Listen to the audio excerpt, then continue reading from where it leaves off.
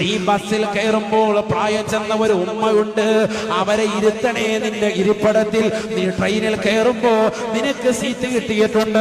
പ്രായം ചെന്ന ഉമ്മമാര് മക്കളെ ഇതാ തോളിൽ പിടിച്ചുകൊണ്ട് അവരിതാ പലപ്പാല് കുടിപ്പിച്ചുകൊണ്ട് നിലകൊള്ളാൻ പ്രയാസപ്പെടുമ്പോ ആ പ്രായം ചെന്ന ഉമ്മയെ ഇരുത്താൻ നീ തയ്യാറാകണേ. അങ്ങനെ ചെയ്യാത്തിടത്തോളം നമ്മളിൽ പെട്ടവനല്ല എന്ന് ഹബീബായ റസൂലുള്ളാഹി.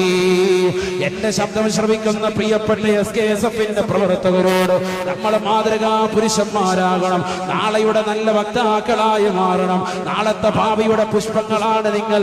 നിങ്ങളെ കണ്ടുകൊണ്ട് ഈ സമുദായം ഉണരണം. ഈ സമുദായത്തിൽ ഓരോ സഹോദരിമാരും വിളിച്ചു പറയണം, എത്ര നല്ല പ്രവർത്തകരാണ് അലനല്ലൂരിലുള്ള ആ യൂണിറ്റിന്റെ പ്രവർത്തകര്. അൽഹംദുലില്ലാഹ്, അവരിലൂടെ എന്റെ പ്രിയപ്പെട്ട പൊന്നുമോനെ കൂടി അവരിലേക്ക് ചേർക്കണമെന്ന് പറയണം.